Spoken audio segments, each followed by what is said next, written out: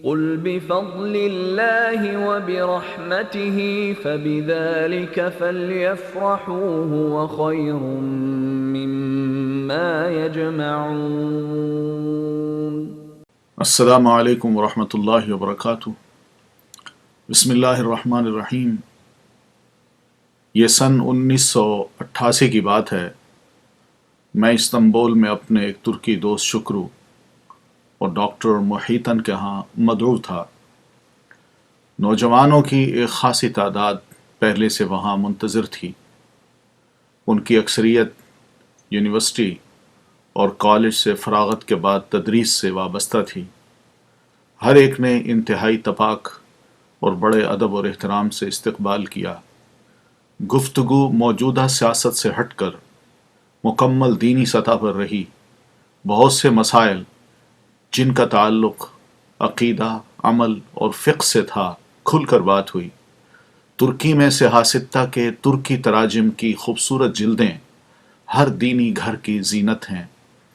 گھر کے اس حال نما کمرے میں مجھے یہ کتب نظر آئیں۔ سب نے یہی مناسب سمجھا کہ ان کتب سے ہی مسائل کا جواب ملنا چاہیے۔ یہ سبھی نوجوان حیرانی کے باوجود نہ صرف ریسیپٹیو ثابت ہوئے بلکہ اس بات پر متفق بھی کہ رسول اللہ صلی اللہ علیہ وسلم کی سیرت و سنت سے صحیح رہنمائی کے لیے ان کتب کا حلقہ وار مطالعہ بھی بہت ضروری ہے۔ ہمارے 40 روزہ قیام ترکی میں جس شہر میں جانا ہوا، وہاں کے لوگوں کو بھی یہ نوجوان برابر مطلع کرتے رہے۔ اسی محفل میں ایک بوڑھے نحیف بزرگ میرے دائیں طرف تشریف فرما تھے جو بار بار میرا ہاتھ پکڑتے۔ ان کا نام یوسف تھا۔ مجھے بتایا گیا کہ یہ بزرگ خاص طور پر ایک پاکستانی استاد کو دیکھنے اور ملنے تشریف لائے ہیں جو وہاں کی اسلامی یونیورسٹی میں پڑھاتے ہیں۔ میری گفتگو جو عربی، انگریزی اور ترکی کا مرکب تھی، اسے جب ترکی زبان میں وہ سنتے تو میرا ہاتھ جوش میں آ کر دباتے۔ ان کے چہرے پر عجیب سی رونق آ جاتی۔ نماز عشاء کا وقت ہوا۔ ہم نماز پڑھنے کے لیے محلے کی جامع مسجد میں گئے۔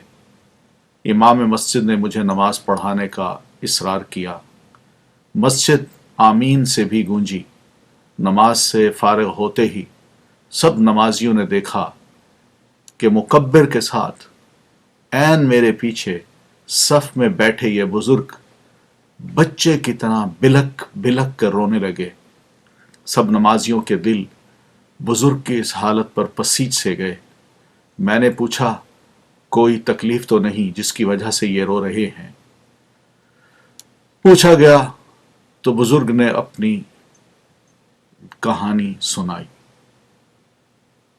اور کہانی یہ تھی کہ مجھے یاد ہے میں بچہ تھا، اپنی ماں کے پاس بیٹھا قرآن پڑھ رہا تھا کہ اتنے میں 2 فوجی آئے اور انہوں نے قرآن چھین کر نہ صرف مجھے مارا بلکہ میری ماں کو بھی خوب زد و کوب کیا۔ مجھے خونی آنکھیں دکھاتے ہوئے کہا کہ اگر ہم نے دوبارہ تمہیں قرآن پڑھتے ہوئے دیکھا یا تمہاری ماں کو پڑھاتے ہوئے دیکھا تو تمہاری زبان اور دونوں کان کاٹ دیں گے۔ یہ خوف لیے میں پھر جیا، مگر اس حسرت کے ساتھ کاش میں بھی اللہ تعالیٰ کے اس کلام کو تھوڑا بہت پڑھتا یا سیکھ لیتا، مگر ایسا نہ ہو سکا۔ میں نے آج اس کی تلاوت سنی ہے، یعنی میری طرف اشارہ کرتے ہوئے کہ میں نے آج اس کی تلاوت سنی ہے تو میری یہ حسرت جاگ اٹھی ہے، اور سوچتا ہوں کہ یہ کتنا خوش قسمت انسان ہے جو قرآن نہ صرف پڑھ گیا بلکہ اسے تلاوت کرنا بھی جانتا ہے۔ کاش میں بھی ایسا بن سکتا۔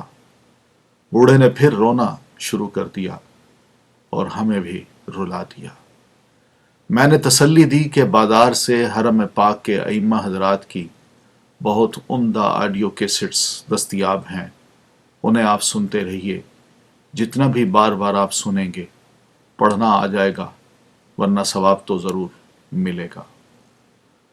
بزرگ کی یہ باتیں سننے کے بعد میں بھی سوچتا رہا کہ نعمتوں کی ناقدری کسے کہتے ہیں۔ اردو زبان میں مستعمل حروف تہجی میں تمام عربی حروف پائے جاتے ہیں، پھر 60% سے زیادہ قرآنی الفاظ اردو میں مستعمل ہیں۔ مشکل کس بات کی ہے کہ پاکستانی یا ہندوستانی جو اردو بول سکتا ہو، لکھ سکتا ہو اور پڑھ سکتا ہو، وہ قرآن مجید پڑھنا نہ جانے، اور پھر پاکستان جیسے اسلامی ملک میں اسکولوں میں قرآن مجید پڑھانے کے لیے ٹیچر دستیاب نہ ہو۔ یہ زبان، ملک، مناسب ماحول اور دین کی ناقدری ہے جس نے ہمیں آج افسوس کے ہاتھ ملنے پر مجبور کر دیا ہے۔ بلکنا تو درکنار، ہمیں ایک قطرہ آنسو بھی شاید بہانا نہ آئے۔